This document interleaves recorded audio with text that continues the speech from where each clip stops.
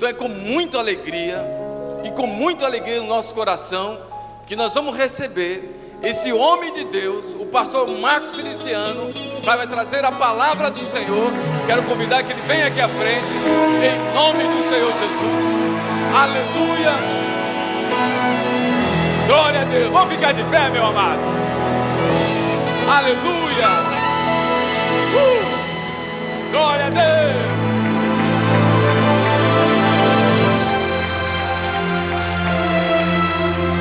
Glória a Deus. Cumprimento os irmãos com a paz do Senhor. Amém. Quem está muito feliz hoje? Amém. Então encontra uma pessoa bonita do seu lado e dê um sorriso para ela. Se não tiver ninguém bonito aí, pode olhar para mim aqui, ok? Abra sua Bíblia comigo no Evangelho segundo escreveu São Mateus.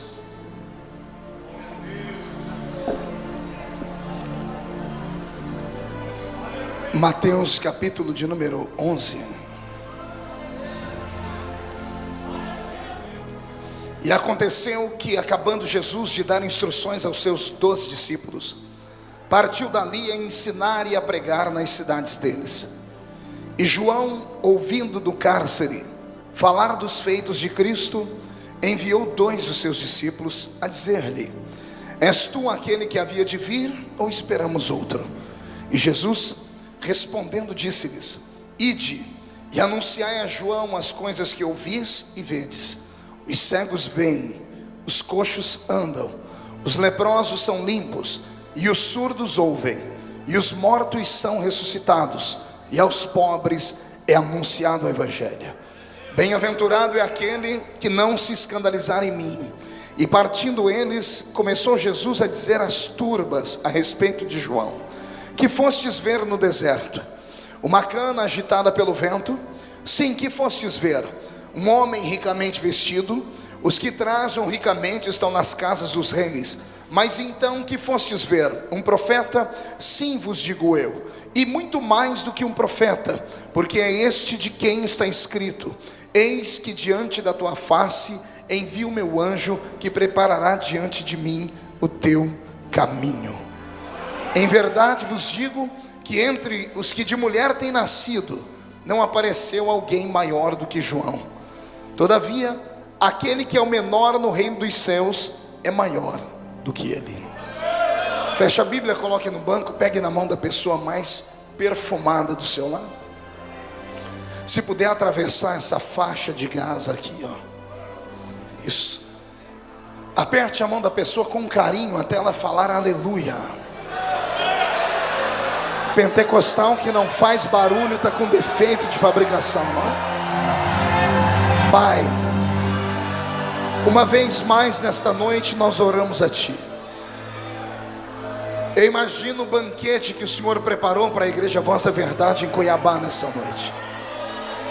E eu estou aqui não como cozinheiro, Pai, mas apenas como garçom, porque o alimento já foi preparado aí no céu.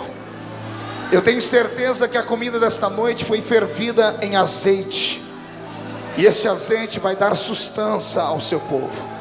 Na medida em que eu estiver pregando, o Senhor tem liberdade de curar, batizar com o Espírito Santo e salvar as vidas.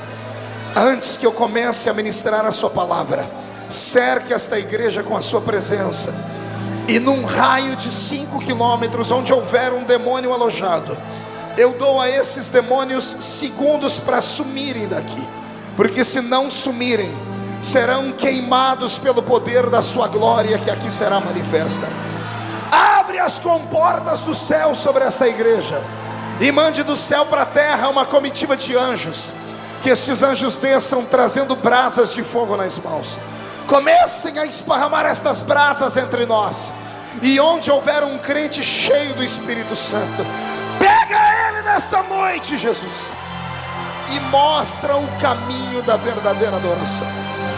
Fala conosco, é o que eu te peço, em nome de Jesus. A igreja diz amém. Os que podem, tomem o seu assento aplaudindo a Jesus, porque Ele é bom.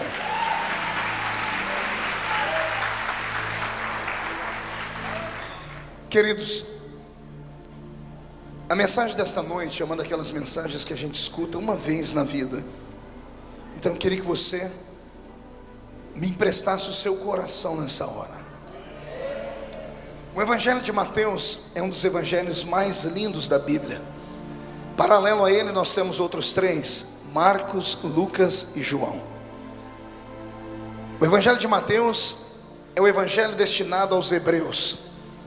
O homem que escreve este evangelho é um judeu autêntico, um menino de classe nobre, que teve a graça e a oportunidade de cursar a Universidade de Jerusalém, e aos pés dos maiores doutores da época, nas questões da matemática, conseguiu se graduar, e depois de se graduar, foi contratado pelos Césares do seu tempo, para ser um cobrador de impostos. A princípio, o seu nome era conhecido entre eles como Levi, e por ser ele um homem muito bem preparado nas letras, por ser ele um homem muito bem preparado na mente, tendo ele uma mente analítica, porque todo homem que estuda muito, a sua mente é analítica, uma mente muito bem preparada em uma universidade, tudo apontava para a vida desse rapaz, como que dizendo: ele será aquilo que ele nasceu e ensinado foi para ser. Um bom judeu, pai de uma família e um homem extremamente hábil com os números. Até que um dia passou pela vida dele Jesus. E Jesus, que estava começando o seu colégio apostólico, vai cumprir a lei, dando a Deus o que é de Deus e a César o que é de... E chegando ele numa das grandes avenidas daquelas províncias antigas, porque era assim que Roma cobrava o imposto. Roma não enviava um cobrador de imposto, ela enviava 200 cobradores de impostos. Escolhiam uma cidade satélite ou a cidade principal, e as demais cidades satélites ou aldeias convergiam para aquele lugar para pagarem um tributo a Roma. Esses 200 cobradores de impostos não vinham de qualquer forma, eles vinham uniformizados. E como eram judeus, eu disse que eles eram?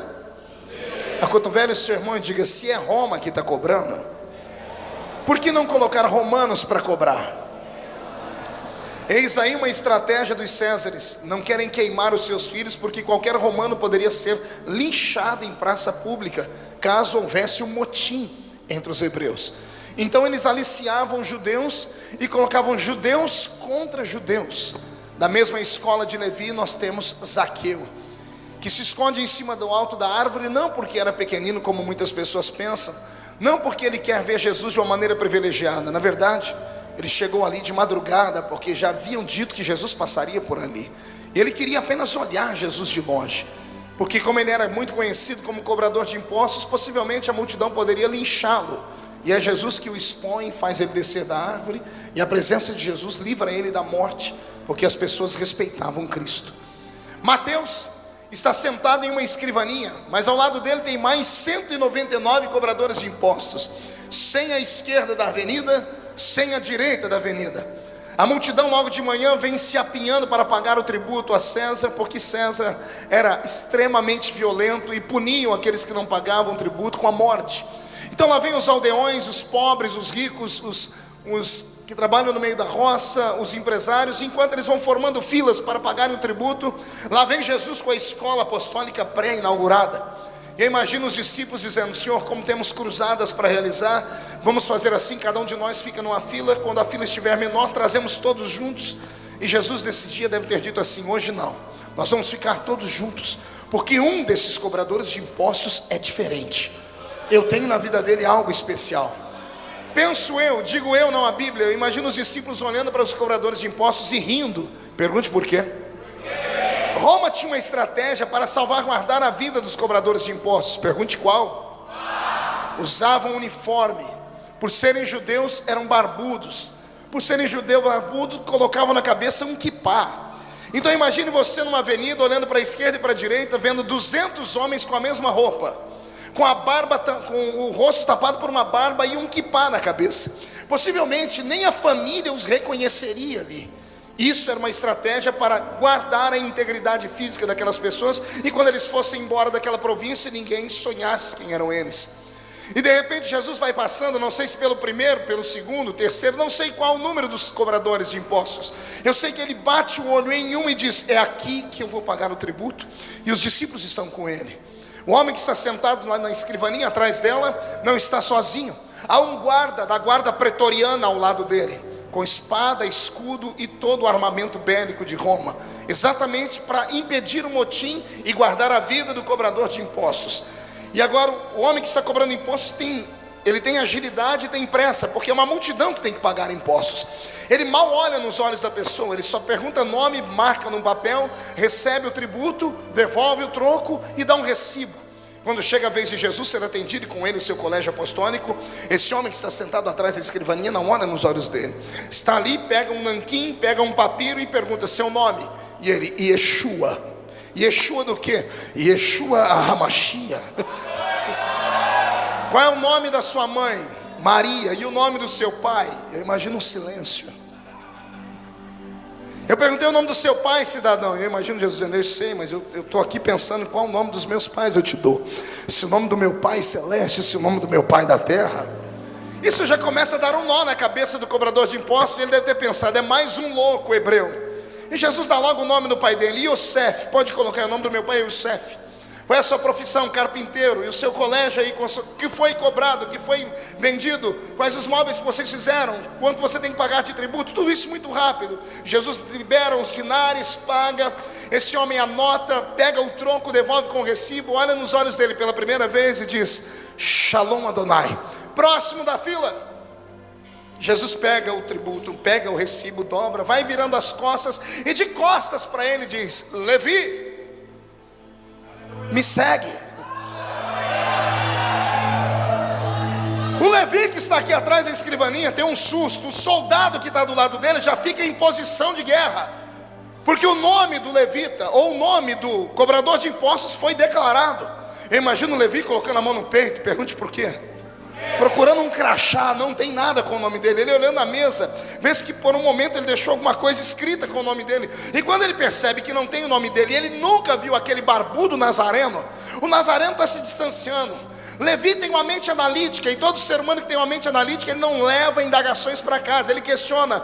E então ele para e grita, ei, nazareno, como é que você sabe o meu nome? Imagina Jesus de cá olhando, dizendo assim, filho, eu sei muito mais que o seu nome. Eu conheço o seu passado. Eu sei o seu presente. E posso mudar a trajetória do seu futuro. Então deixa tudo, vem e segue-me.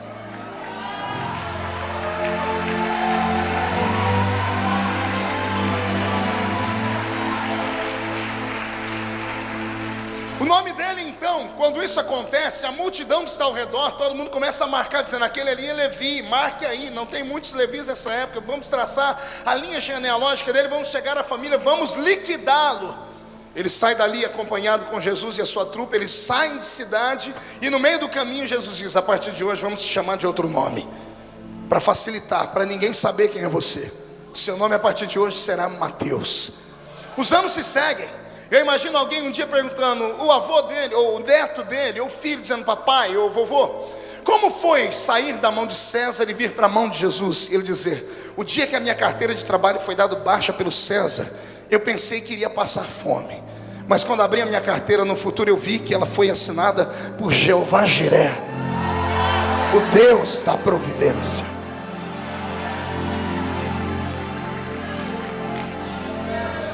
É esse Mateus que narra a história que eu vou contar agora. E a história que ele narra tinha tudo para ser uma história com um final terrível, triste e negro. Embora ela provoque tensão naqueles que a leem com propriedade, com minúcias, porque alguns passam a leitura muito rápido e não percebem o que está acontecendo. Imagine João atrás das grades. Porque a Bíblia começa no capítulo 11 dizendo, estando João no cárcere. Estava João aonde? Não ouvi direito. Acotovele o seu irmão e diga, preste atenção. O que é que um cárcere é capaz de fazer na vida de um homem de Deus? Respire fundo, porque nós vamos decolar a partir de agora. Eu não estou falando de um homem comum preso atrás das grades. Eu estou falando do maior homem nascido de mulher. E quem disse isso não foi um Zé Mané da vida. Quem disse isso foi o próprio Cristo. Jesus disse: entre os nascidos de mulher não tem ninguém igual a esse moço aí. A vida de João, ela é cerceada por mistérios e milagres. João não é comum, ele é de longe diferente de todos os seres humanos nascidos no planeta Terra. Pergunte por quê? Nós tivemos há poucos dias atrás na minha igreja um encontro profético, e Jesus batizou uma criança de 3 anos com o Espírito Santo. Imagine a alegria da igreja ver uma criancinha de 3 anos orar em língua estranha e pular e sapatear, e com pureza e lágrimas nos olhos. Isso impactou a igreja. Mas nem esse ato, que para mim foi algo inusitado e a primeira vez que eu havia visto, é maior do que a história de João. Porque João está no ventre da mãe dele ainda, e a mãe dele era prima de uma tal Maria, que era de Nazaré. A mãe dele estava grávida alguns meses à frente da sua prima Maria. E Maria, quando descobre que Isabel está grávida, sai da sua terra e vai visitar Isabel. E como você sabe, mulher quando se encontra, 3 beijinhos e um abraço. Enquanto está só os beijinhos, tudo bem, mas quando Maria abraça Isabel, a barriga de Maria, que também estava com uma semente, encosta na barriga de Isabel, que também está com uma semente. As duas estão gestantes. E quando a barriga de Maria encosta na barriga de Isabel, a Bíblia diz: o menino que estava na barriga de Isabel dá um salto, cheio do Espírito Santo. Me sobe um arrepio no corpo. Uma coisa é você saber que uma criança saiu do ventre da mãe dela, está crescendo, está descobrindo as coisas, e ela foi cheia do Espírito Santo. Mas esse João aqui foi cheio do Espírito Santo no ventre da mãe dele. Ele não era um bebê estabelecido e formado, ele estava em processo de formação, e as entranhas dele foram modificadas. Deus cobriu cada célula do corpo desse homem com a presença do Espírito Santo. Acotovele seu irmão e diga: João não era normal. A vida dele, o nascimento dele é envolto em mais mistérios do que a gente pensa. O pai dele foi visitado por um anjo, e quando o pai dele quis não crer, a Bíblia diz que o anjo disse a ele: você vai ficar mudo até o dia do nascimento do seu filho. Durante 9 meses o pai não conseguia falar com ninguém. Zacarias não conseguia abrir a boca para nada. O nome desse menino, quem escolheu não foi o pai, não foi a mãe. O nome dele veio direto do céu. Deus soprou na vida dele. O nome dele sou eu quem dou. Porque ele não nasce porque homem quer, ele nasce porque eu quero que ele nasça. Um menino cheio no Espírito Santo no ventre da mãe, que nasce por desejo de Deus, que Deus trava a família. O nome dele vem direto do céu, não pode ser criado de maneira comum. João não é criado em Israel, porque Israel vivia um estado de pecaminosidade, jamais visto na história. Entre o livro de Malaquias e o livro de Mateus, nós temos um período chamado período interbíblico, de 400 anos, que Deus fica sem falar com o homem na terra. A Shekinah desaparece nesse período, a voz profética é silenciada, não há sinais e prodígios. 400 anos Deus se afasta do povo hebreu. A nação que agora existe é uma nação puramente humana. Eles não têm sensibilidade, os ouvidos estão tapados. Então o menino João, por ser diferente, não pode ser criado em Israel. Ele é arrastado quando criança para a divisa entre Israel e o Egito, chamado Tebas, ali na cidadezinha de Tebas, até hoje estabelecida. E ele é criado por beduínos. Criado por beduínos, ele é arrastado para o alto do Sinai, e é criado na península do Sinai. E na península do Sinai, sendo criado por beduínos, ele cresce de uma maneira diferente. Ele não come aquilo que comem todas as pessoas que são civilizadas na cidade. A comida dele é à base de mel silvestre e gafanhoto, que pode parecer não muito bem ao paladar, mas que dá sustância e robustez ao corpo físico, porque tem proteína. Então imagine um homem crescendo magricelo, mas com uma saúde de ferro. Imagine um homem pura pele e osso, mas com a saúde de ferro, por causa dessa gastronomia celeste dada a ele. Não bastasse isso, o menino é um nazireu. É o quê? Só tem 3 da ordem dele na Bíblia, e tem um pela metade. Os 3 nazireus da Bíblia são Sansão, João Batista e Jesus Cristo. E o outro que é pela metade é Samuel, que alguns consideram como nazireus, outros não. Mas esse menino João, ele é nazireu íntegro. Por ser nazireu, não pode cortar o cabelo e nem a barba. Então imagine um homem criado no meio do deserto, com a pele queimada pelo sol, magricelo pela comida que tinha, o cabelo esfuziado e a barba por fazer. Quem olhasse para ele dizia: é um louco. Os beduínos não tomam banho diariamente, passam até um mês sem tomar banho. E não é porque não querem, é porque não há água na península do Sinai para isso. Então esse homem, ele é criado de maneira diferente, ele é quase que um eremita. E ele é cercado por Deus, ele é escondido por um tempo, até que Deus diz: é hora da minha voz ser ouvida na terra. Isaías o enxergou de longe. Isaías, quando viu ele, 700 anos antes dele nascer, bradou e gritou: eis aí a voz do que clama no deserto. Esse homem que levanta no Novo Testamento, se é para Jesus, dê uma salva de palmas mais forte.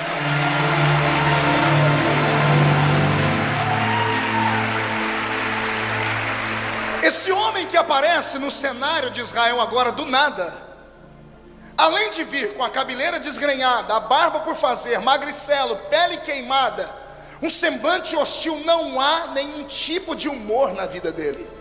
Ele é um homem sério, ele sabe para que é que nasceu, ele não é normal, ele não é desejo de homem na terra, ele é desejo de Deus, é cumprimento de profecia do céu, ele sabe a missão dele, ele não vem para brincar.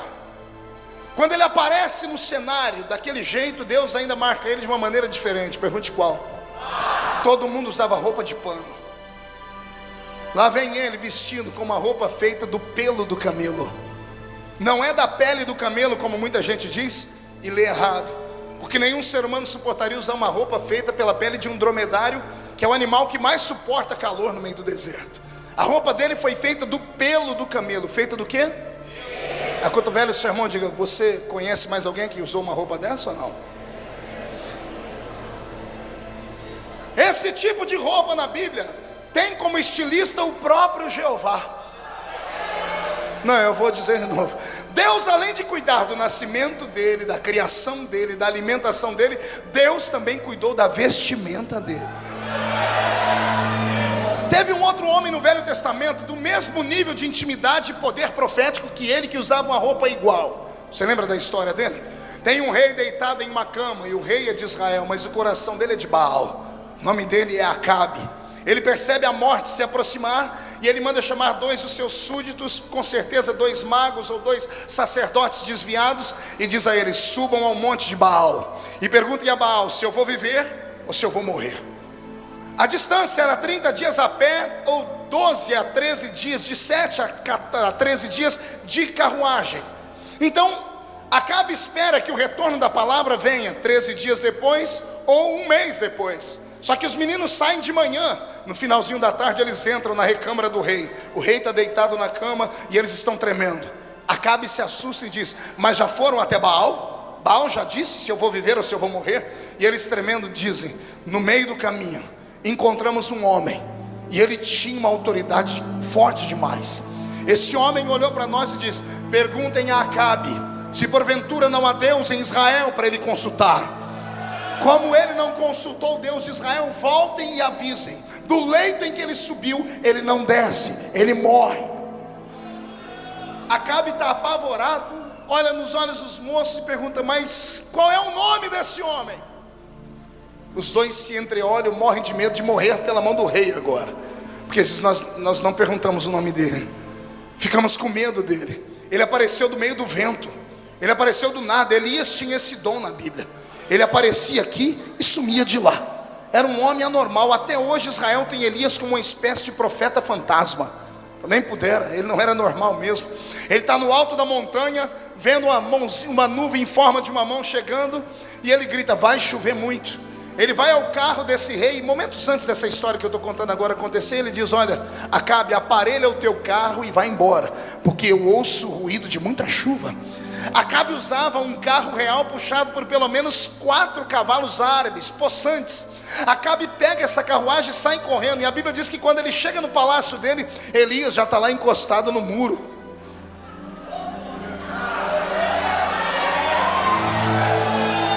Tem gente que é diferente, vou fazer o quê? Quando Acabe pergunta para eles o nome, e eles não sabem dizer, Acabe faz a segunda pergunta: qual era a roupa desse homem? Aí os dois dizem: isso a gente lembra, porque no meio do deserto todo mundo usa pano. Ele usava uma roupa feita do pelo do camelo. Acabe se entristece e deve ter dito: prepare o meu caixão. Só tem um homem que usa essa roupa, a voz de Deus na terra. Elias.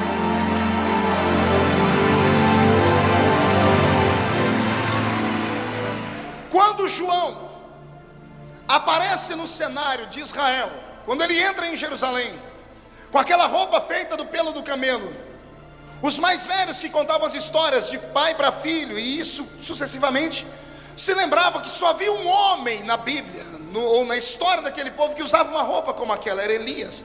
Alguns pensaram até que João era a encarnação de Elias, e então passaram a ouvir o que ele falava, e o que ele falava fazia sentido. Ele tinha uma pregação tosca, ele tinha uma pregação agressiva. Ele entrava no meio do cenário de Israel, nas feiras, nas praças, e dizia: arrependei-vos, porque é chegado o reino de Deus na terra. O Herodes que manda em Israel nesse tempo foi considerado um dos Herodes mais carismáticos da história. Em compensação, o Herodes com menos caráter da história. Ele não tinha caráter nenhum, só tinha carisma. E por ser carismático, criou um reino, criou uma espécie de governo populista. Então ele mandou criar na frente do palácio dele uma antessala, e uma vez por semana ele recebia as pessoas ali e ouvia o povo. Isso dava a ele uma intimidade mentirosa com o povo. Toda quarta-feira, às 2 da tarde, esta porta se abria, e por um período de tempo as pessoas vinham, faziam fila. Herodes, sentado no seu trono, amparado pelos seus guardas e pelos seus secretários, ouvia a lamúria do povo e dizia que iria fazer. Exemplo, vem uma mulher e diz: caro rei Herodes, temos um problema de saneamento básico na nossa vila, no nosso bairro. E Herodes batia nas suas mãos por 3 vezes, chamava um dos seus súditos e dizia: prepare um arquiteto, um engenheiro e mande lá, vamos resolver esse problema. E antes que a mulher saísse, ela gritava: Herodes, não é voz de homem, é voz de Deus. E o povo aplaudia Herodes. Isso enchia o ego dele. Daqui a pouco vinha um homem dizendo: senhor Herodes, precisamos de uma escola rabínica no nosso bairro. Os nossos filhos não conhecem muito bem a história, porque falta colegiado para nós. E Herodes por 3 vezes batia nas mãos e gritava: por favor, mandem construir uma escola naquele lugar, porque eu estou dando a ordem, o decreto. A multidão que estava ali, apinhada para ouvir o rei, gritava: não é voz de homem, é voz de Deus. E isso insuflava o ego de Herodes. Até que numa bela quarta-feira, no meio daquela fila, tinha um cidadão esquisito, cabelo desgrenhado e barba por fazer, cara de louco, cientista maluco. A roupa feita do pelo do camelo catingava de longe, magricelo e pele queimada. Quando chega a vez dele, Herodes não pode discriminar ninguém, porque ele quer conquistar o coração do povo. E então ele olha aquele magricelo e diz: em que posso ser útil, cidadão? Qual é o seu problema? A história diz que João levantava aquele dedo magricelo dele e ereto, apontava no nariz de Herodes e dizia: o problema não é meu, é seu. A mulher que está do seu lado aí agora, te fazendo um cafuné, não é sua, é mulher do seu irmão. Herodias não é tua mulher. Você está em adultério e está trazendo a maldição de Deus sobre esta terra. Arrepende-te, Herodes, ou Deus punirá este tempo, porque com Deus ninguém brinca.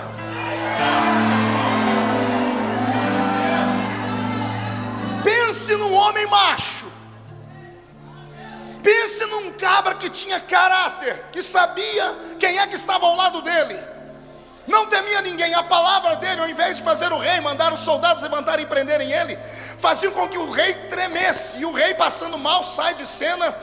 João é convidado a sair do palácio, mas ninguém toca nele, porque todos o viam como profeta.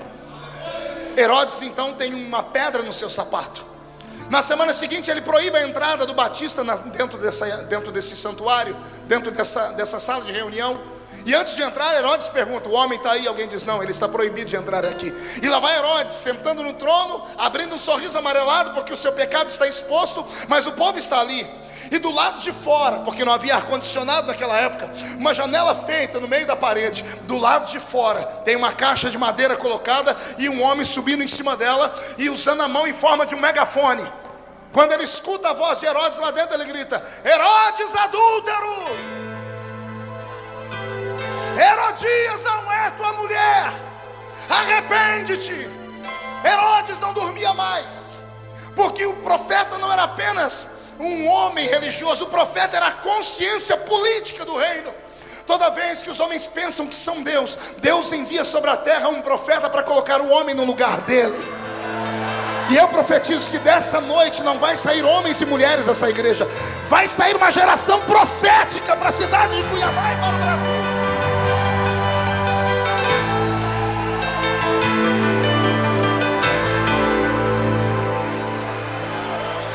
Herodes proíbe João de se aproximar do palácio.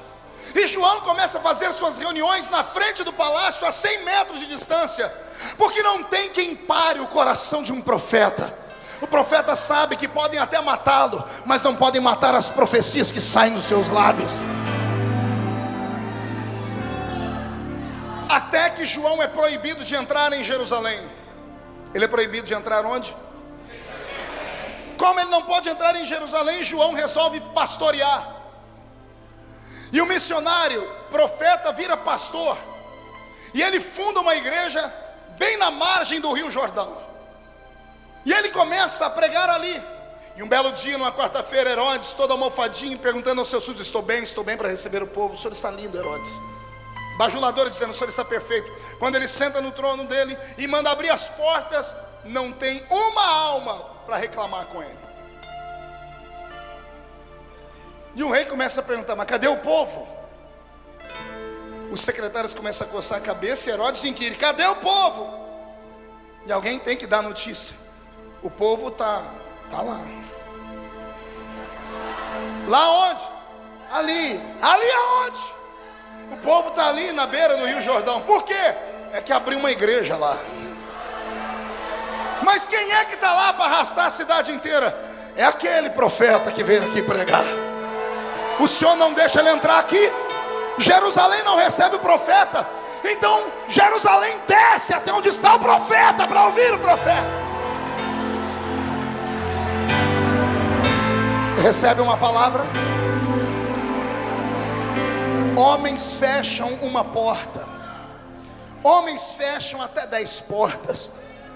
Mas Deus abre portas onde não existem portas. Recebe esta palavra em nome de Jesus Cristo.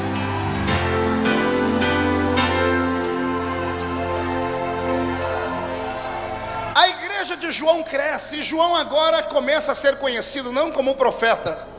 Ele recebe agora um apelido em Israel. Pergunte qual é o apelido, pastor. João o Batista. Batista não é sobrenome, era a função dele, Charles.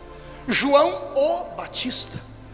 O colégio dele, os 200 discípulos que ele formou no período do seu ministério, batizavam cerca de 5.000 pessoas por dia. E era um batismo emocionante. Pergunte por quê. As massas pobres se divertiam com o batismo de João. Pergunte por quê.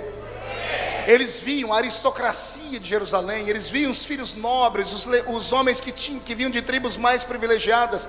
Ouviram João olhar para eles e colocá-los na mesma linha de todos os pecadores. Porque João não passava ferro quente em roupa amarrotada. Ele não via reis, ele não via doutores, ele não via empresários. Para ele era tudo raça de víbora. E o povão gostava de ver ele pregar para os ricos, dizer assim: raça de víboras, quem vos ensinou a fugir da ira de Deus? Arrependei-vos, porque é chegado o reino de Deus na terra. E todo mundo para João era o quê?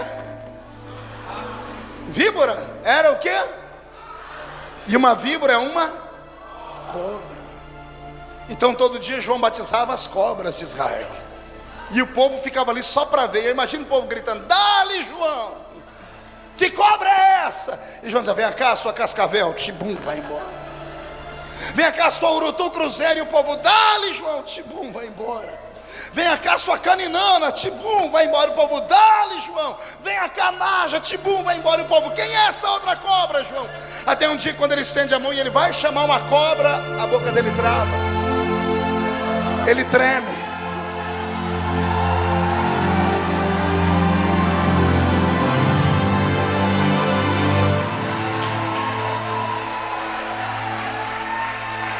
E o povo gritando: que víbora é essa, João? E João dizendo: não é cobra. Eis aí o Cordeiro de Deus que tira o pecado do mundo.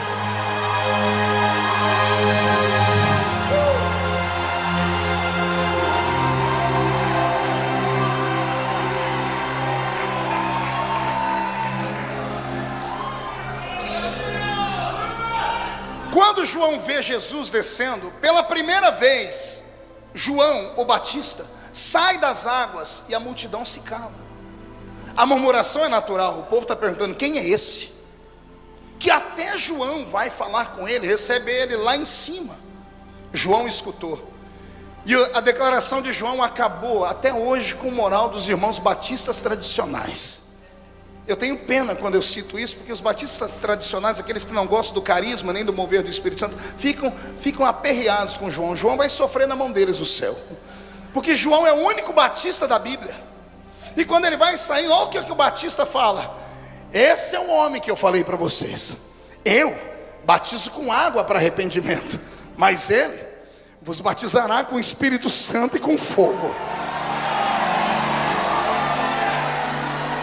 Eu não tenho culpa. Perdoa aí se você é batista, está assistindo essa pregação. É por isso que você precisa se renovar. Segue o primeiro batista da Bíblia, você vai se dar bem. Recebe o fogo de Jeová sobre a sua história, sobre a sua...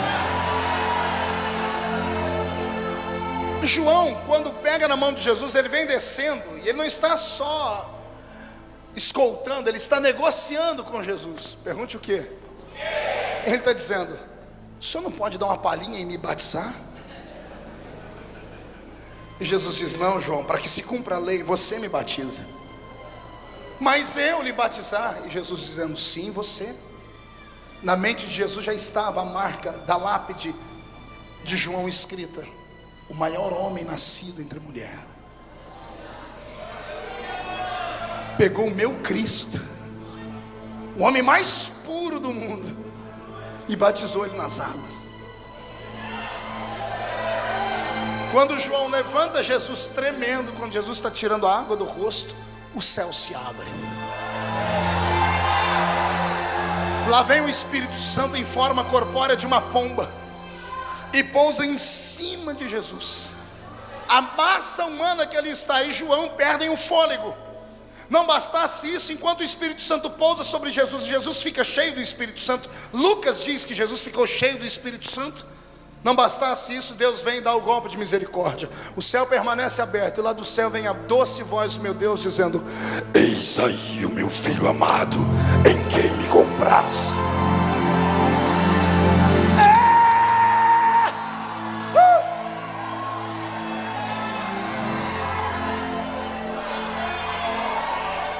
Mão direita para cima, coloque a mão no ombro do seu irmão e chacoalhe ele até ele ficar irritado, irrita ele.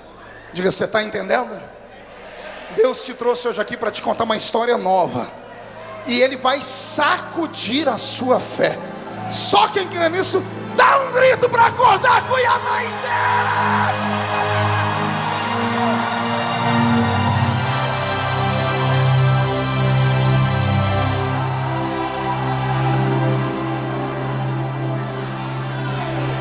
Quem não trouxe lenço, prepara a manga da camisa ou a ponta da gravata. Nós vamos receber um batismo de quebrantamento daqui para frente. Eu tenho uma pergunta para seguir com o raciocínio desse sermão. Eu contei toda essa história, fiz toda essa encenação para você sentir o peso do ministério desse homem, para você sentir o peso da chamada dele. Visto que hoje o dia é dos pastores, isso aqui é uma mensagem de Deus direto para o coração dos líderes. A minha pergunta é simples: se você fosse João, tivesse sido cheio do Espírito Santo no ventre da sua mãe, seu nascimento foi revelação divina, o seu nome foi Deus quem te deu, você tem uma autoridade acima da média, você prega de uma maneira violenta, até o imperador tem medo de você. Quando você batiza, as massas vêm te ouvir. 400 anos antes não se levantou nenhum profeta. Você é o primeiro de uma nova safra e de uma nova geração. Você tem o privilégio de ver Jesus e não vê-lo como homem, vê-lo como Cordeiro de Deus, que seria expiado por nossos pecados e morto no alto da cruz. Você tem a graça de tocar nele e batizá-lo.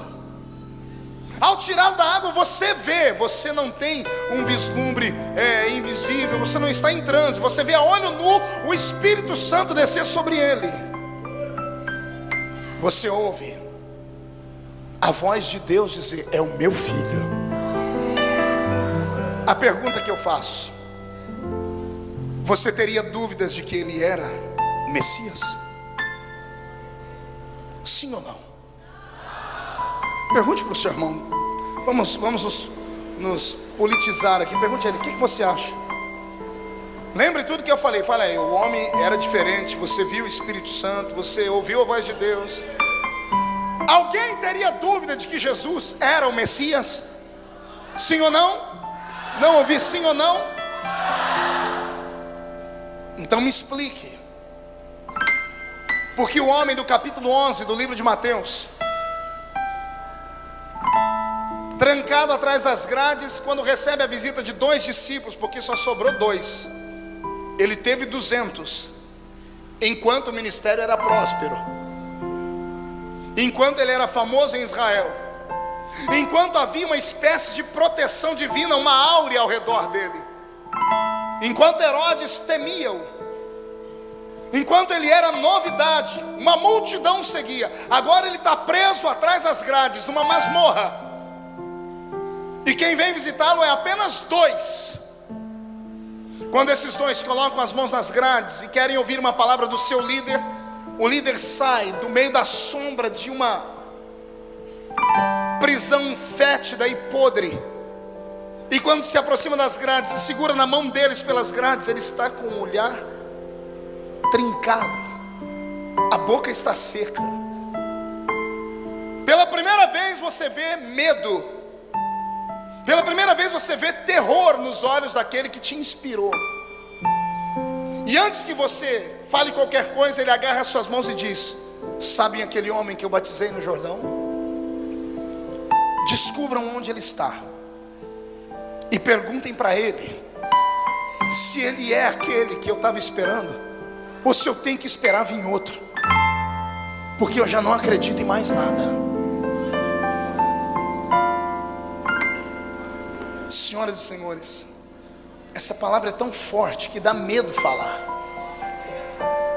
Eu não estou aqui com um homem qualquer, eu não estou aqui com o Joaquim da esquina, nem com o Zé Coveiro, eu estou aqui com o maior homem nascido de mulher, que viu os sinais, que viu ele face a face, que o batizou, que foi o precursor desse movimento cristão no mundo. É ele que está dizendo assim: eu não sei mais se Jesus é Jesus. O dia que eu li isso, eu fiquei estarrecido. Eu sentei e tentei imaginar. Só tem uma maneira de entender João. Pergunte qual. Mão direita para cima. Faz um carinho nas costas do seu irmão, diga: vai doer um pouco.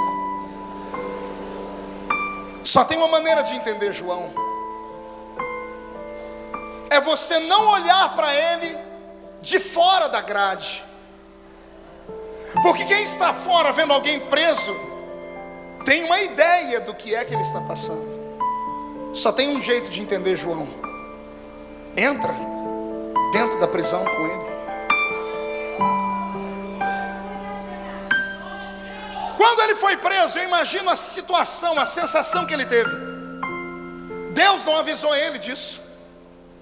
Ele é pego de supetão uma manhã, quando ele acorda, os guardas de Herodes vencem a barreira espiritual invisível que protegia aquele profeta. Imagina, ele dorme com a presença de anjos e uma presença inumana que o protegia. E quando ele acorda, ele está sozinho. Não tem anjo, não tem visão, não tem voz profética. Ele é pego e é preso. Eu imagino que na mente dele se passa 1 milhão de situações. Ele está dizendo: não, Deus deve estar querendo me testar ou me provar. Deus quer provocar um reboliço naquela cadeia. E ele até entra na cadeia de peito estufado. Quando ele entra na prisão, os presos que estão ali recuam, se encostam na parede, porque a fama de João é que ele não era normal. E João aproveita esse momento para se manter ereto e firme na fé. Quando os guardas saem, ele vai pedir orientação divina, e ele deve ter começado a orar em pé. E como Deus sempre falava com ele, ele espera que Deus responda. E ele está perguntando: Senhor, o que é que eu estou fazendo aqui? E a voz de Deus, que costumeiramente falava com ele, silencia. E Deus não responde. É a primeira vez em toda a vida ministerial que Deus não fala com ele. Passa o segundo dia, o terceiro, e o corpo dele começa a sentir a fraqueza humana e o medo. João começa a perceber que ele não é aquilo que ele pensava que era. Ele começa a sentir a fragilidade de todos os mortais. Os presos que estavam ali com medo dele, em respeito, começam a dizer: ele não é tudo isso não. O respeito vai embora, o moral do profeta vai embora. Ele que orava em pé agora está de joelho num canto da masmorra gritando. Todos os presos escutam o grito dele. E o grito dele devia ser assim: Deus, o que é que o Senhor quer comigo aqui? E lá do céu Deus faz assim, ó.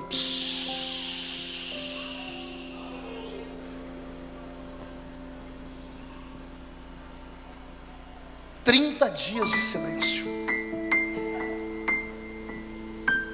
30 dias sem ouvir a voz de Deus. 30 dias isolado do mundo e da fé que ele pregava. Foi o suficiente para o maior homem nascido de mulher desacreditar que Deus é Deus.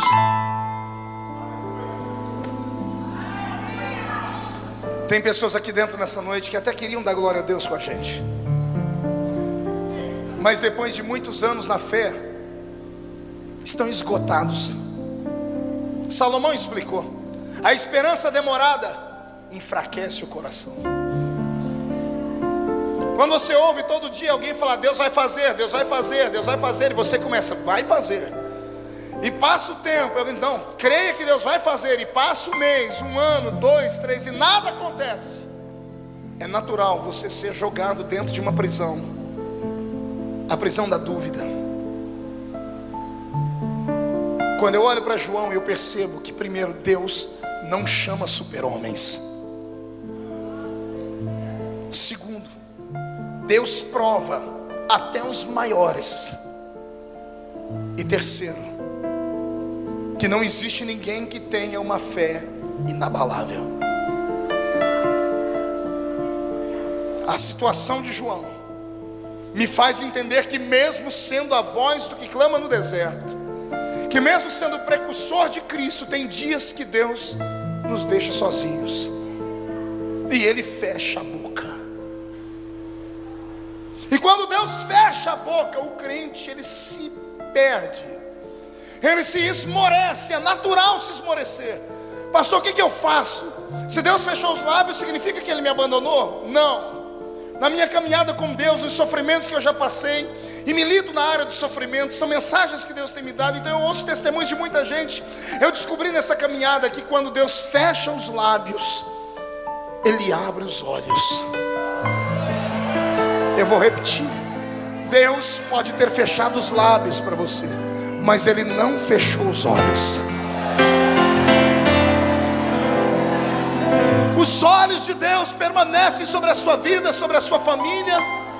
O silêncio dele não significa que Ele te abandonou, significa que você está passando por um momento de transição. Talvez tenha chegado agora o momento, o dia D da sua vida, porque Deus não testa um ser humano à toa. Deus não é um cientista maluco, e o meu Deus não é sádico. Toda vez que Ele testa alguém, toda vez que Ele leva alguém para o vale, Ele tem lá na frente uma vitória gigante para dar a um homem. Eu li a Bíblia mais de 30 vezes de capa a capa, e eu procurei na Bíblia um versículo assim: o crente nunca vai passar pelo vale da sombra da morte, mas eu não encontrei. Eu encontrei um outro: quando passares pelo vale da sombra da morte, a minha presença passa contigo lá. A mensagem desta noite não é para os crentes firmes da Igreja Voz da Verdade. A mensagem dessa noite não é para essa geração forte, inabalável daqui de Cuiabá. A mensagem dessa noite é para esses profetas que estão cansados. É para esses homens e mulheres que gastaram a sua vida no reino, e quando esperavam poder descansar ou desfrutar de uma espécie de aposentadoria espiritual, viram seu mundo desabar. É para você que quando estava caminhando num caminho certinho com Deus, de repente você se deu de cara com um precipício e toda a vida desmoronou. Tem pessoas que não podem adorar a Deus aqui conosco porque essa semana receberam a notícia do médico: não tem cura a sua doença. Outros viram seu sonho ser roubado. Outros perderam a estrutura familiar. E isso não é fácil, porque nós crentes somos treinados e preparados só para coisas boas. Entramos no culto e todo mundo no culto diz de superação, de motivação. É o louvor que diz que Deus vai restituir, é a palavra que diz que Deus vai dar, é nós falando onde o pé nosso colocado Deus os dará por herança. E nós ouvimos somente coisas boas, e isso tem que acontecer.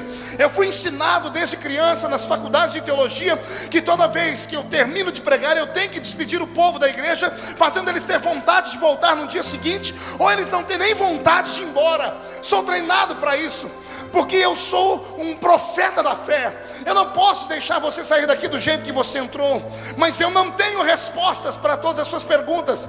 E se você me perguntar agora: pastor, por que é que Deus está me testando? Eu não vou poder te dizer nada. Eu só tenho uma palavra de Deus para você: Deus continua no controle da sua vida, mesmo você estando no meio do vale. O vale não é para te sepultar. Esta montanha que caiu em cima de você não vai te matar. Aguenta o tranco. Quem viver verá. Se não conseguir vir para a igreja andando, venha se arrastando. Se não conseguir vir se arrastando, liga para alguém te trazer, mas vem. Entra aqui dentro caído, mas entra aqui dentro, porque na força desta palavra você vai voltar para casa hoje voando nas asas da adoração. Acredita!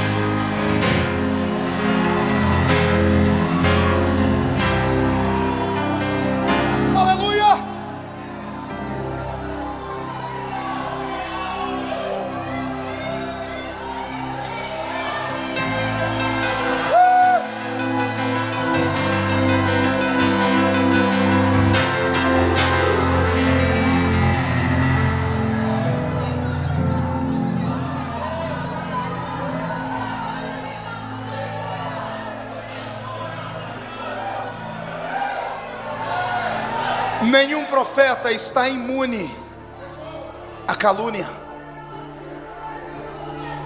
Nenhum ministro está imune das provações.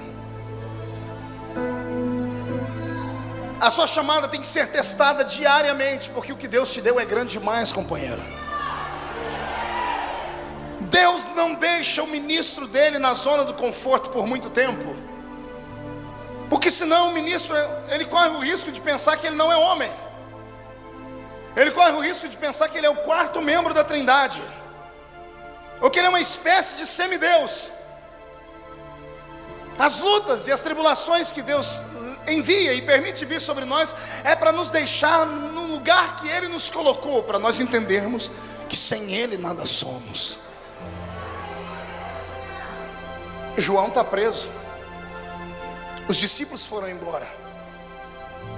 Pelo menos a cidade de Jerusalém sabe que o profeta está preso. O moral do profeta vai lá embaixo. As pessoas começam a perguntar: mas se ele é um homem de Deus, por que ele está assim? Se ele é o profeta, cadê o Deus que guarda o profeta?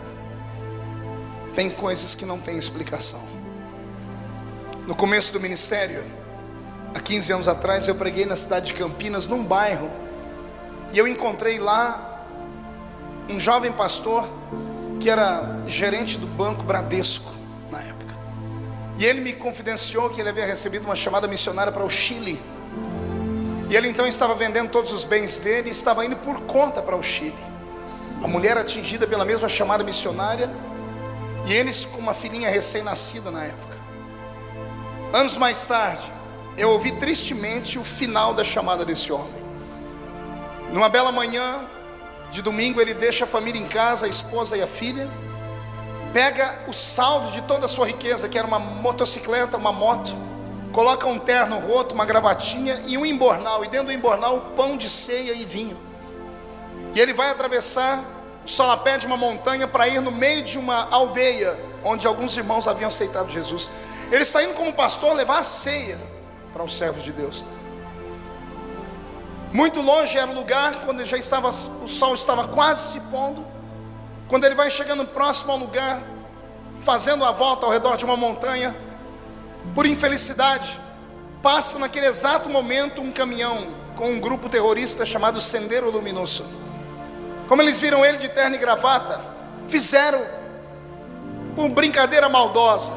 Quando passaram por ele, alguém que estava na carroceria do caminhão deu uma rajada de metralhadora e foram embora, fizeram a culpa. Eles nem viram o que fizeram. De tantas balas que saíram daquela metralhadora, só uma acertou o ombro desse meu amigo, o suficiente para desequilibrar ele da motocicleta e ele cair numa ribanceira e ser jogado quase 50 metros, rolando com moto e tudo para baixo. Ele não morreu no acidente, quebrou as duas pernas, desacordado ficou. Não passou um carro naquela hora para saber que ele estava ali. A polícia técnica não conseguiu saber por quanto tempo ele ficou desacordado. Encontraram ele no dia seguinte, 40 metros do local do acidente, porque ele perdeu o senso de onde estava, porque escureceu logo. Ele se arrastou com apenas uma mão por quase 40 metros e ali morreu de esgotamento de sangue. Raciocina comigo. Tenta se colocar no lugar desse meu irmão, homem crente que deixou tudo para servir a Deus. Ele não teve tempo para se despedir da esposa nem da filha. Ele não estava indo brincar de culto, ele estava indo levar a ceia. As horas que ele levou foram horas de agonia. Eu tenho certeza que ele chamou Deus. Eu tenho certeza que ele pediu para Deus enviar um anjo. Eu tenho certeza que a fé dele fazia com que a qualquer momento ele ia ouvir um barulho de um carro, alguém iria resgatá-lo. Mas quando a morte vai se aproximando, eu imagino o pavor que ele sentiu. E Deus, em silêncio,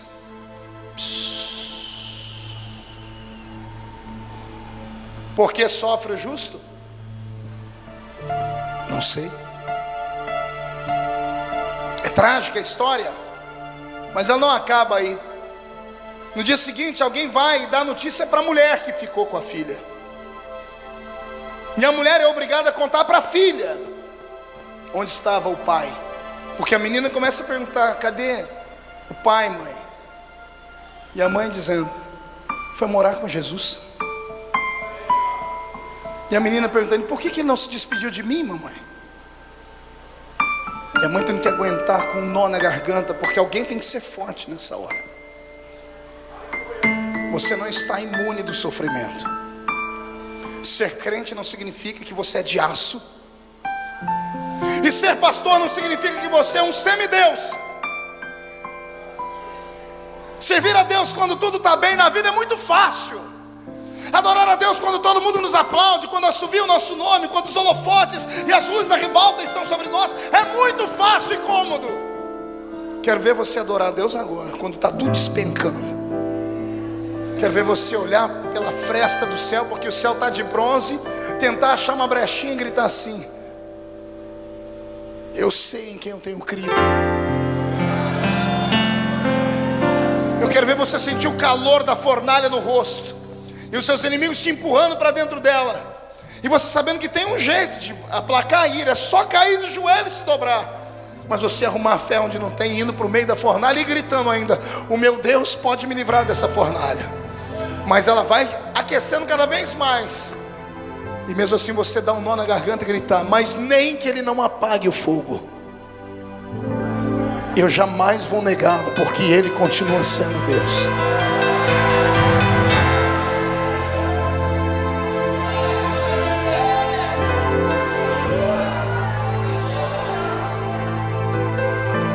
A igreja é o único exército que mata os seus soldados feridos no campo de batalha. A igreja é o único conglomerado de pessoas que não aceitam que o seu irmão escorregue, caia ou se jogue. Nenhum de nós tem o poder de acusar ninguém. Pergunte por quê. Ao invés de falar, eu vou te mostrar. Levante o dedo de acusação. Todo mundo vai lá, sem medo. Escolhe alguém para acusar e aponte o dedo para ele. Vai, sem medo, vai lá. É só um teste. Apontou o dedo para o seu irmão? Você que está recebendo o dedo apontado, diz assim: irmão, Cuidado ao me acusar. Você que está acusando, pergunte por quê? Diga, olha aí, você está com um dedo apontado para mim, né? Só que tem 3 apontando para você. Você não entendeu? Eu vou repetir. Quando você julga alguém, há um julgamento pior que vem sobre a sua vida, porque você não é Deus, você é um ser humano.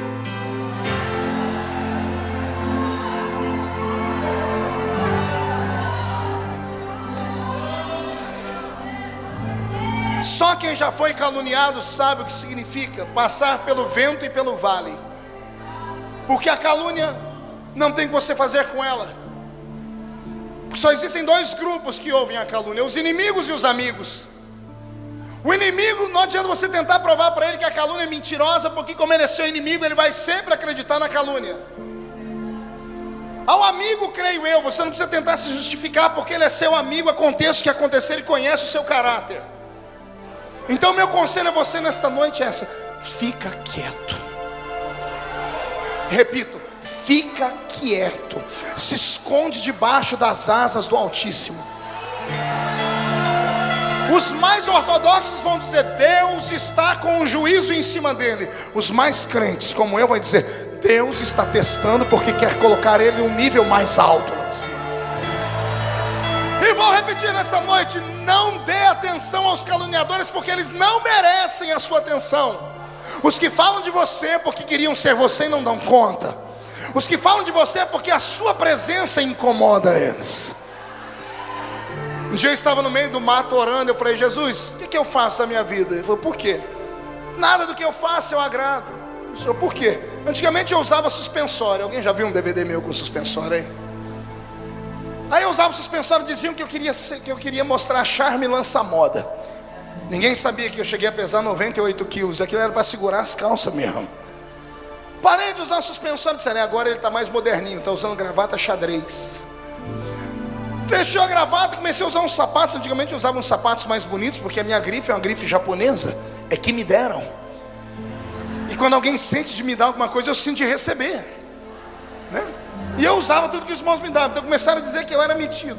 O dia que eu mexi no meu cabelo, como eu contei ontem, meu Deus do céu, quando meu cabelo era ruim, então o Beto Barbosa.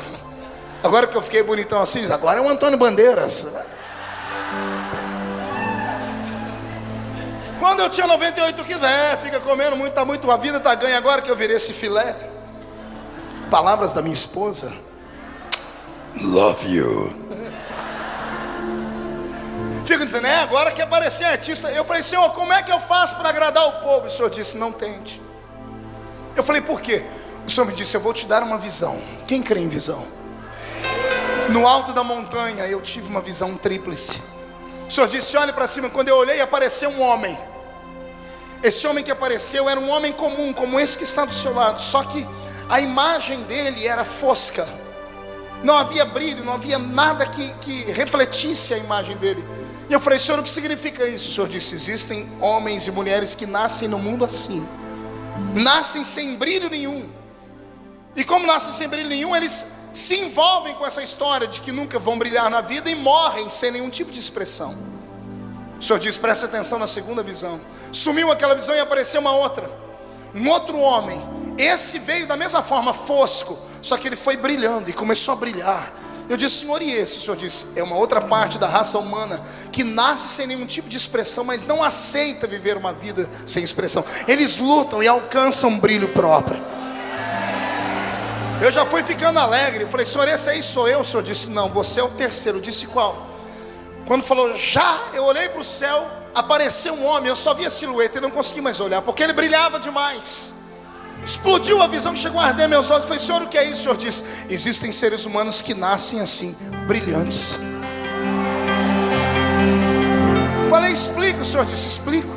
Tem gente que nasce para ser. Enquanto uns buscam ser e outros não querem ser porque acham que não dão conta, outros nem se não quiser, onde eles chegam, eles chamam a atenção. Você não entendeu? Eu vou repetir: você não é comum. Nenhum crente é comum. Por que você acha que você veio para essa igreja? O sofrimento te trouxe aqui. Por que você sofre? Porque desde criança todo mundo sabe que você é estranho. Desde criança você é esquisito. Você não é normal. Tudo que você faz acontece. Tudo que você põe a mão prospera. Todo lugar que você chega você chama atenção. Você queria o quê? Aguenta. Ninguém mandou nascer brilhante. O seu brilho incomoda.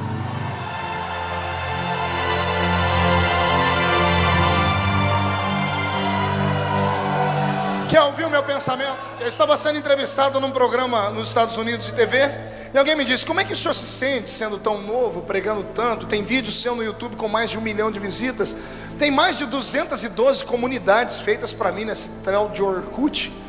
Uma delas tem 90 mil pessoas. Sabe o que é você ter diariamente 500 mil pessoas falando de você, do seu cabelo, do seu jeito de ser? É esquisito esse negócio.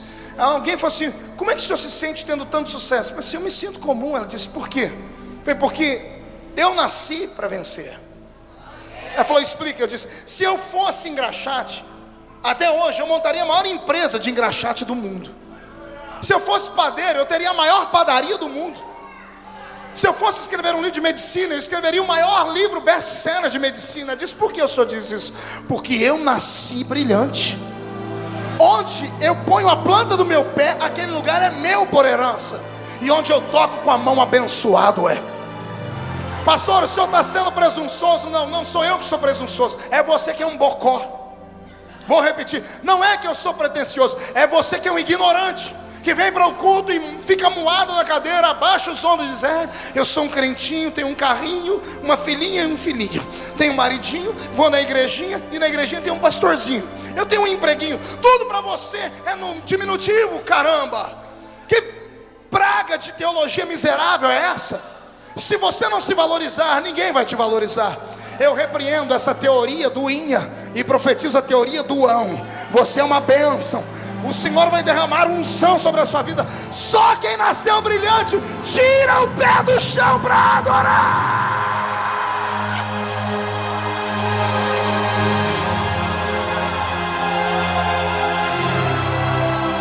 Reage. Reage.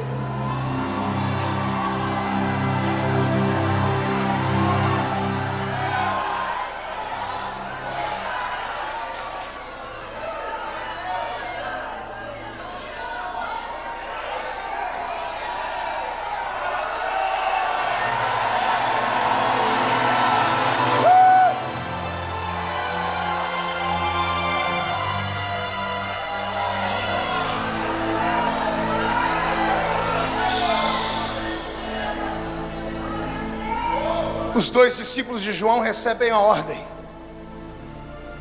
Imagine os dois andando pelas ruas, Brito, e um dizendo: pô, o que deu na mente do nosso líder? Ele está duvidando daquele homem. Será que aquele homem não é aquele homem? Quando os dois descobrem que Jesus está pregando num canto da cidade, eles se aproximam. Os discípulos de Jesus param eles, porque era natural, e os dois se identificam: somos discípulos de João. Jesus, quando é informado, ele para o sermão, e a multidão está na frente dele. Preste atenção, porque isso aqui é uma revelação. A multidão está na frente de Jesus, e Jesus para o sermão para dar honras a João. E ele diz: está entre nós 2 discípulos de João Batista.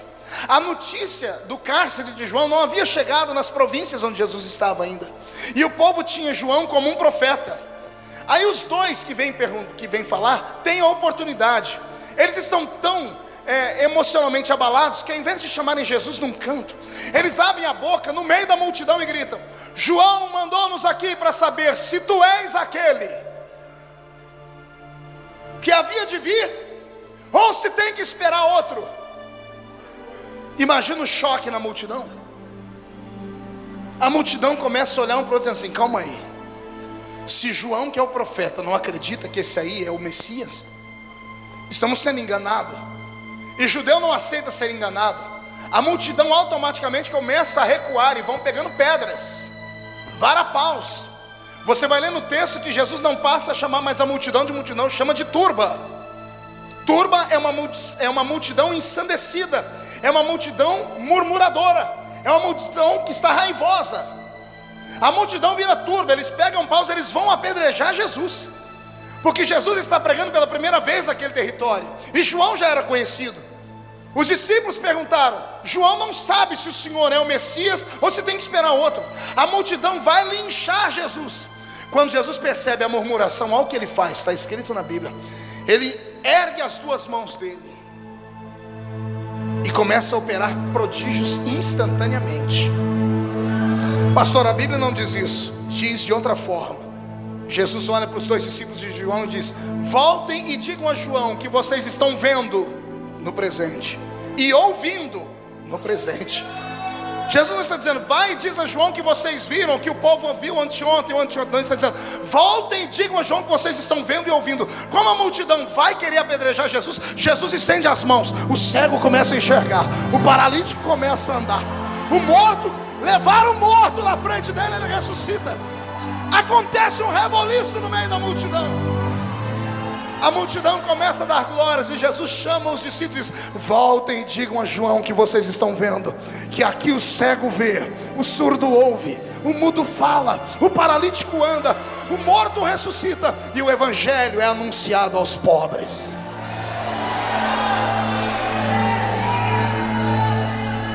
Olhe para mim. Os discípulos de João vão voltando para casa felizes, emocionados. Eles correm para a prisão. Só que quando eles estão correndo para a prisão, temos um outro problema. Pergunte qual? A turba. Os que recuaram soltam as pedras e vão voltando para perto. E começa outro tipo de murmuração. Pergunte qual? Um vai dizendo para o outro: ei, João, hein? Não acreditou que o homem é o homem, ó. João não é tão profeta assim, porque o povo é povo. O povo fica com quem está ganhando. Antes estavam recuando para matar Jesus. Quando Jesus provou que ele é Jesus, agora revolta todo mundo com João. E quando todo mundo começa a falar da gente, só tem um que pode nos defender. Aleluia, esse é o ápice da mensagem. Eu fico emocionado. Quando todo mundo joga pedra, não adianta ninguém na terra te defender, que o povo vai continuar falando. Só tem um que pode defender. Quer ouvir Jesus? Olha o que Jesus faz. Quando ele percebe o povo falando de João, ele entra no meio e diz: ei, senhoras e senhores, por que estão falando de João? Quando foram ao deserto para ouvir, o que vocês esperavam ver? Um homem vestido em trajes finos? Esses estão nos palácios. Segura aí. Aí Jesus disse: quando foram no deserto ver, vocês só viram uma imagem, um caniço agitado pelo vento. Não entendeu? Eu vou explicar. Jesus está dizendo sobre a estrutura de João. Vocês foram procurar um homem perfeito, né? Mas João é só um caniço do deserto. O caniço do deserto é muito parecido com o nosso bambu tropical aqui do Brasil. Já viu bambu? Já viu uma toceira de bambu? Quando o vento bate sobre ele, ele assovia, ele faz barulho, porque ele não aceita aquele vendaval. Ele grita, ele reage contra. Mas quando o vento é forte demais, a toceira encosta no chão. E quem passa de longe diz: quebrou tudo, acabou. Mas quando o vento passa, a toceira de pé de novo.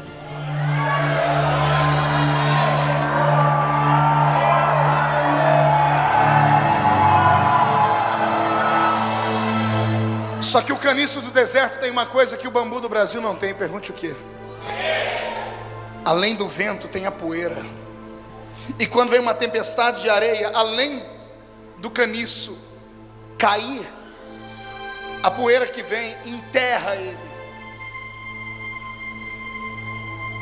E quem passa por ali diz: aqui jaz um caniço. Aleluia. Só que o mesmo vento que enterra o caniço, daqui a pouco ele sopra de novo. E ele vai arrancando a areia. Porque a areia não é consistente, ela é volúvel. A calúnia passa. O mesmo vento vem e começa a arrancar a poeira. Passa o momento da quebradura financeira. O nome que estava sujo ontem, amanhã pode estar limpo de novo. A família foi destruída hoje, amanhã está junto de novo. E quando o vento sopra, aquele é desenterrado e daqui a pouco uma pessoa ressuscitando de novo. Jesus está dizendo: os meus profetas são assim. Aleluia. O vento sopra, a poeira enterra, mas ninguém pode matar aquele que eu dei vida. Homens podem colocar uma vírgula na sua história, mas estão proibidos de colocar o ponto final na sua história. Só Deus põe o ponto final na sua história.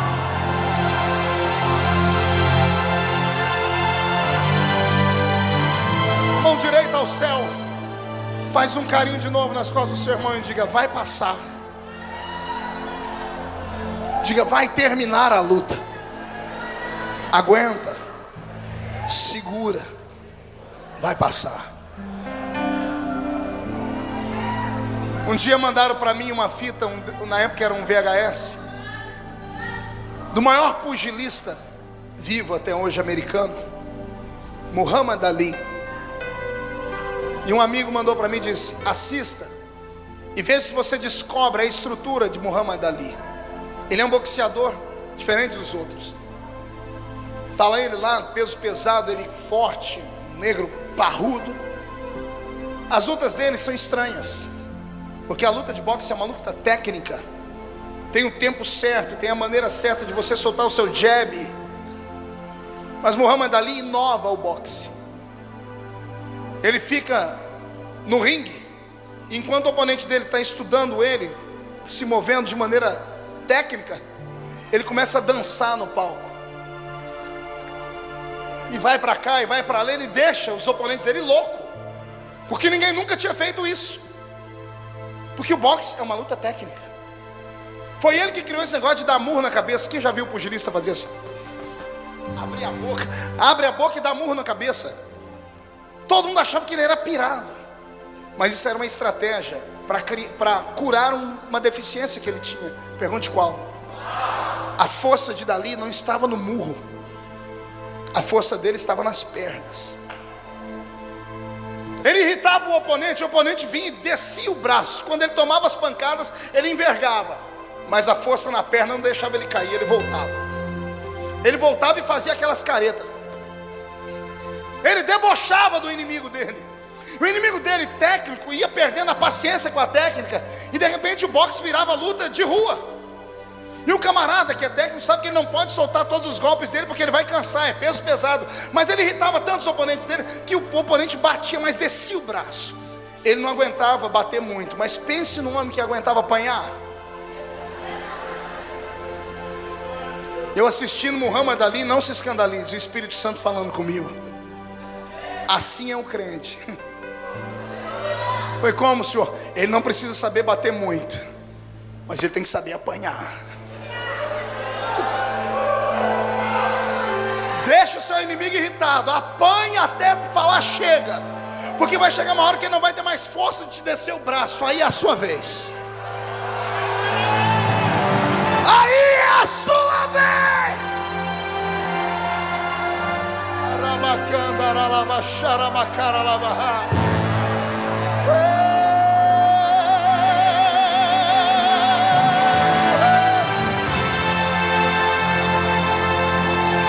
Esse ano, Deus vai se levantar ao seu favor. E o que eu disse ontem, eu repito hoje: quem viver, verá. Para ver onde é que Deus vai te colocar. Eu proíbo no reino espiritual os seus inimigos de morrerem esse ano. Se estiver na UTI, Deus vai trazer de volta a vida. Se estiver em coma, vai abrir o olho. Pode ficar até tetraplégico, mas a mente tem que estar sã e os olhos abertos, e os ouvidos também, para enxergarem Deus te exaltar.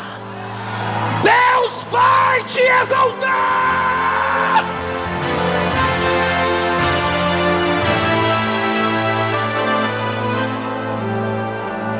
Ei,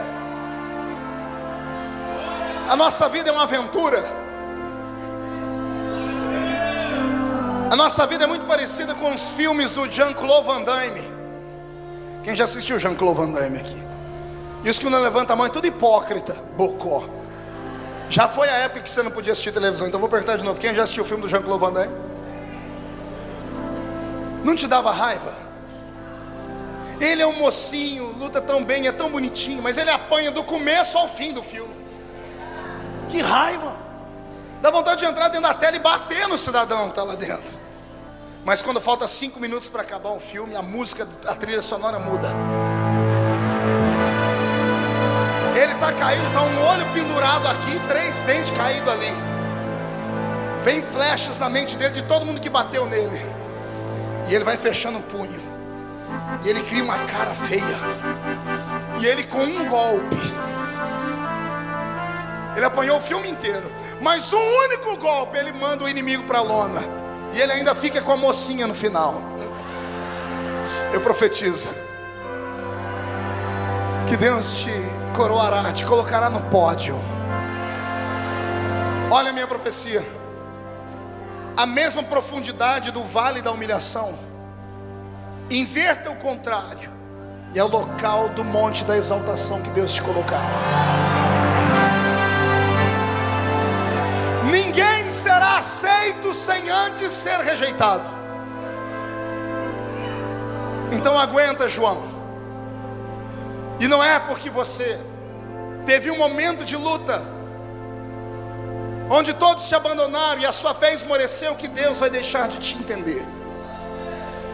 Jesus sabe que João está duvidando dele, e mesmo assim Jesus diz: entre os nascidos de mulher, aleluia, não tem ninguém igual ao Batista.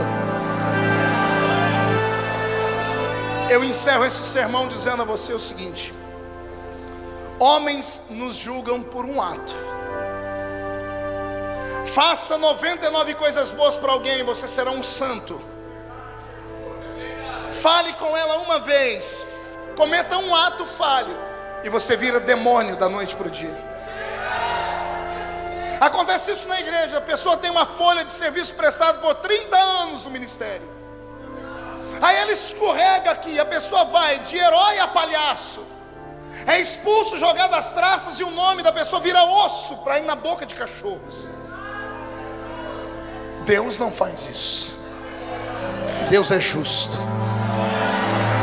Há uma balança na mão de Deus. Pastor Marcos, mas o senhor está esquecendo, hein, do que? A Bíblia diz que é mistério que haja o escândalo, mas ai por meio de quem vem o escândalo. Tudo bem, seu legalista, filho do cão com a pomba gira. Escuta, bocó, aprenda a ler a Bíblia. A Bíblia diz: ai por meio de quem vem o escândalo.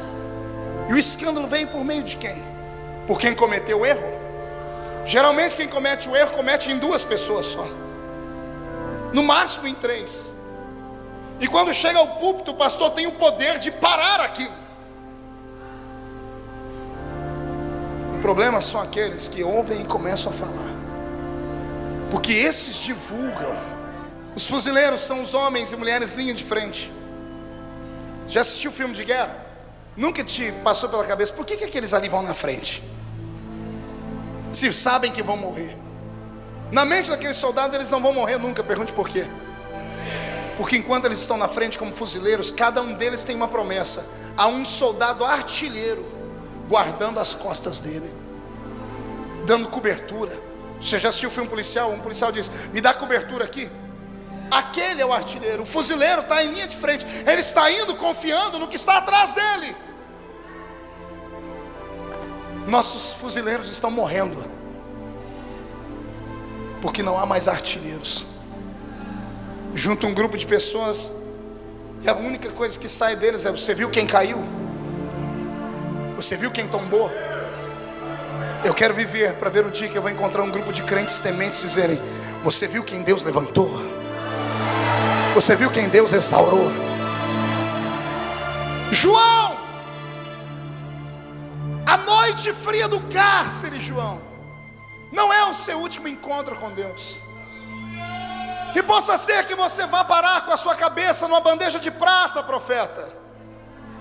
Mas até a cabeça de João numa bandeja de prata me ensina coisas que eu nunca sonhei. Quando eu era menino e lia a Bíblia como um livro comum, eu li essa história, eu disse: bocó essa Salomé. O rei falou: me pede, eu te dou até metade do meu reino. Ela poderia ter ficado milionária, Mas ao invés de pedir a metade do reino, ela pede a cabeça de um profeta na bandeja de prata. Ela era ignorante. O Espírito Santo puxou minha orelha e disse: não, ela era mais sábia do que todo mundo. Eu disse: por quê? E o Senhor me disse: até essa infeliz pagã sabe que a cabeça de um profeta morto vale mais que a metade de um reino, de um rei déspota. Cai sobre a sua vida nesta noite a unção profética. Amanhã as ruas onde você mora não vão conhecer mais você como homem, mulher, como crente da igreja. Vão te conhecer como voz de Deus no meio daquele caminho. Eu profetizo que ao sair pelas portas da igreja, no seu caminho vai ficar um rastro de assassinatos de demônios. Eu profetizo que os seus pés vão pisar sobre Zé Pilintra, Zé Pilantra, Chucaveira, Tranca-Rua, Preto Velho, Nega Velha. Eu profetizo a falência dos terreiros de macumba do estado do Mato Grosso. Eu profetizo a falência de todas as feitiçarias indígenas. Eu profetizo a quebra das maldições hereditárias. E profetizo que onde a planta do seu pé pisar, será santificado aquele lugar. E onde a sua mão tocar, será abençoado aquele lugar. Só quem crê nisso, fique de pé e dê um grito de glória.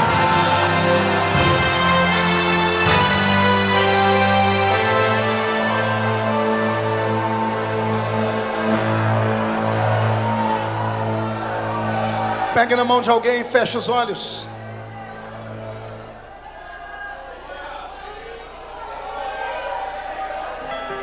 É hora de eu falar com os fracos. Feche os olhos.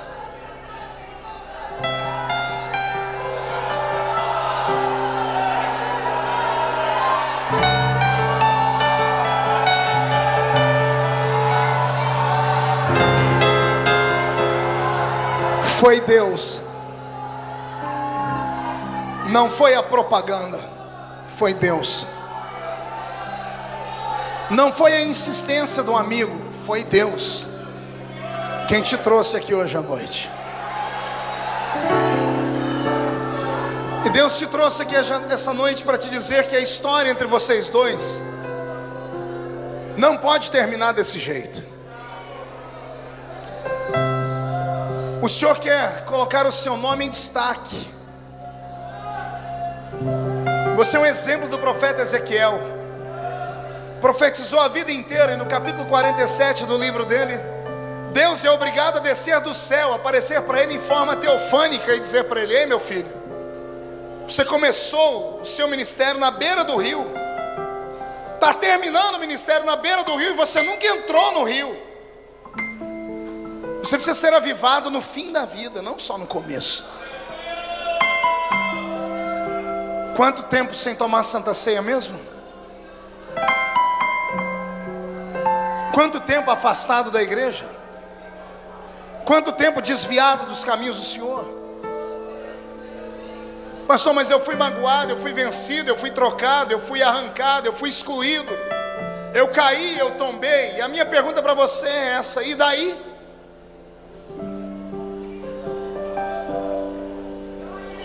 Você pode ter surpreendido aquele crente fraco da sua igreja que pensava que você era um anjo.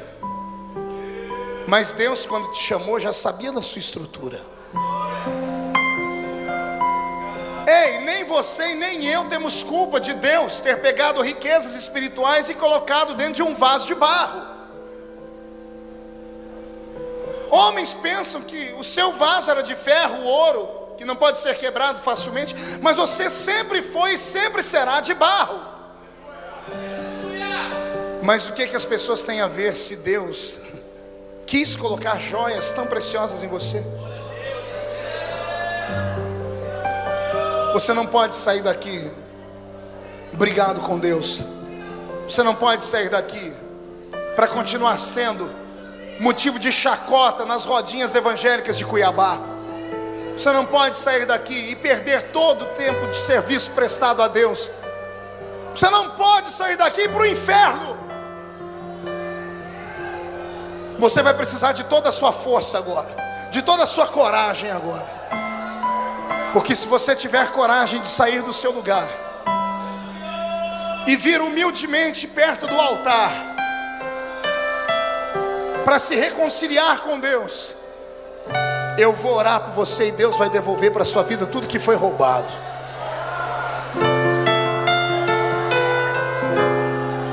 Solte a mão do seu irmão, por favor.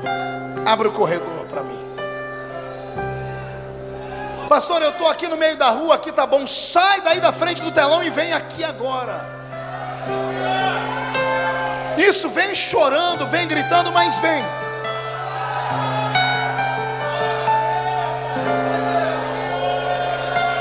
Vem voltar ao primeiro amor.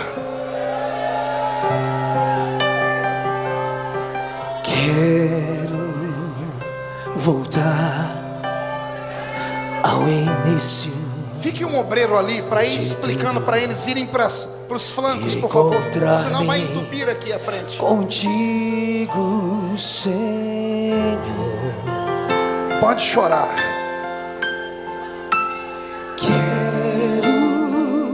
Rever meus conceitos e valores. Eu quero reconstruir.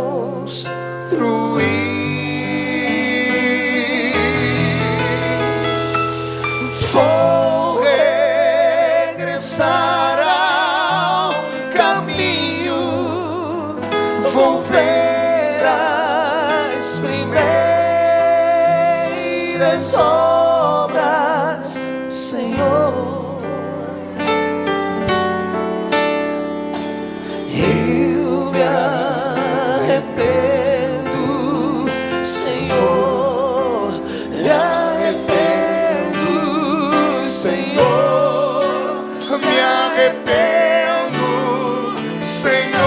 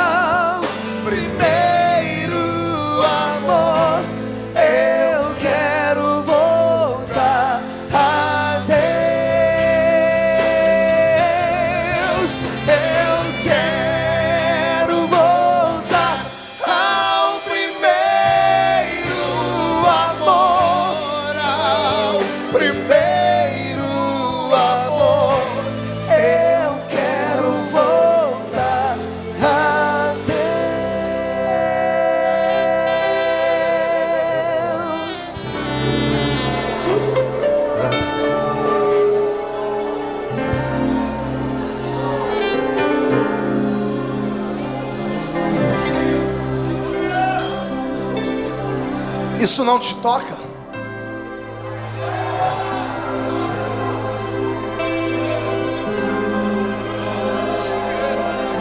Tem gente olhando pro outro dizendo assim, mas aquele ali está ali na frente. Exatamente. E eles estão maiores agora de joelhos do que quando estavam em pé do seu lado.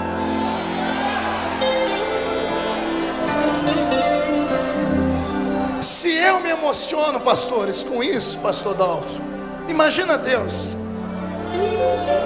Deus está olhando aqui para baixo e o diabo está furioso. Termina hoje o tempo de derrota. Começa hoje um tempo de muita alegria na sua vida. A igreja, pegue na mão do seu irmão. Os que estão em pés e vieram à frente, se conseguirem ajoelhar, se conseguir dobrar os joelhos que vieram à frente. Aleluia, Jesus. Meu Deus. Tem um segundo grupo aqui. Eu creio que estão entre nós. São pessoas que vieram hoje a convite de alguém. Elas nunca foram evangélicas na vida. Você não entendeu nada do que eu falei, mas sentiu tudo que eu falei. Você está se perguntando, por que eu estou emocionado? Por que eu estou chorando? Por que a minha perna está bambeando? É que chegou o seu dia, amigo. Quantas vezes você disse, o dia que Deus me chamar eu vou? Chegou hoje. A vida é um grande carro. Deus está no carro de todo mundo. Imagine você que Deus está na vida de todo mundo. Deus está com o macumbeiro, Deus está com o espírita, Essa história de que Deus não está com algumas pessoas é mentira de todo mundo. Deus seria irresponsável se Ele criasse uma criatura e abandonasse ela à mercê da vida. Deus está com você, amigo. Mas eu queria saber em qual lugar da sua vida Ele está. E se a vida é um carro, nesse momento Deus deve estar sentado no banco do passageiro, porque o volante está na sua mão. É você que vira para a esquerda, para a direita, acelera ou breca. Mas Deus dá o conselho, vai por aqui. Você diz, não, eu vou por aqui. Aí você se arrebenta. Ele está com você, mas Ele não tem o domínio do seu carro. Eu já fui assim. Entregar a vida para Jesus significa parar o carro, tirar a chave, dar uma voltinha ao redor do carro e ver como é que o carro está. Sua vida está destruída. Sua família está acabada. Sua família está se matando nas drogas, nas doenças. Vai lá na porta do passageiro, abre a porta, chama Deus para fora, entrega a chave na mão dele e diz, Deus, dirija a minha vida. Senta no banco do passageiro e aperte o cinto, porque Deus vai dar uma partida no seu carro. É uma aventura, amigo. Tem hora que eu quero correr e vai travado, e Deus diz, fica tranquilo, eu enxergo onde você não vê. Tem hora que eu acho que ele tem que brecar e ele acelera. A igreja vai fechar os olhos. Tem que ser muito corajoso para vir com eles aqui. Mas se você sair do seu lugar agora, amigo que não é evangélico, que vir aqui na frente, eu vou orar pela sua vida. E o que Deus fez na minha vida e na vida desse povo, Ele vai fazer na sua também. Tem alguém que quer? Tem alguém? Se tem, olha aí do seu lado e convide a pessoa, diga, vamos lá, vamos trocar. Vamos pedir para Deus trocar de lugar com a gente. Contigo. A igreja trabalhando. Dou-lhe uma, amigo. Tá vindo um rapaz bonito. Quero rever meus conceitos. Tá vindo mais alguém? Tá vindo mais pessoas chorando. Quero reconstruir. Aleluia! Vou regressar ao caminho. Vou ver as primeiras obras, Senhor. Cadê a alegria da igreja? Eu me arrependo, Senhor. Me arrependo, Senhor. Me arrependo, Senhor. Eu quero voltar ao primeiro amor, ao primeiro amor. Eu quero voltar a Deus. A igreja vai estender as mãos para cá. Eu vou me ajoelhar com vocês aqui. Vamos orar. Pai, eu me atrevo a te chamar de Pai, porque só Pai entende coração e atitude de filho. Nenhum erro faz o filho deixar de ser filho. Nenhum problema é problema suficiente para arrancar do coração de um pai um filho. Eu imagino que hoje à noite o Senhor estava sentado na janela, ou melhor, na varanda do céu, Pai, olhando para a estrada na frente, esperando o filho pródigo voltar. E o Senhor viu a silhueta do filho voltando, todo sujo, machucado. E eu sei que o Senhor fez exatamente o que a Bíblia diz, que o Senhor levantou e foi ao encontro deles. Ou seja, quando saíram, andaram o caminho inteiro, mas na volta o Senhor foi até o meio do caminho e colocou eles no colo, porque eles não dariam conta de chegar aqui na frente. Perdoa os pecados nessa noite. O nome deles permanece escrito no livro da vida. porque não tem borracha que abague a tinta usada para o nome dele ser escrito lá.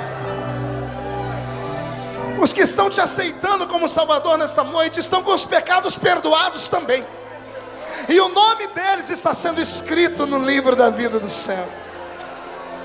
As maldições estão quebradas, e depois desta noite o céu será o limite. Coloca um anel no dedo deles, troque as vestes deles, e o cordeiro, Pai, já foi imolado. Estamos comendo o cordeiro de Deus que tira o pecado do mundo. A igreja pode estar um pouco em silêncio, Senhor, mas o céu está fazendo festa.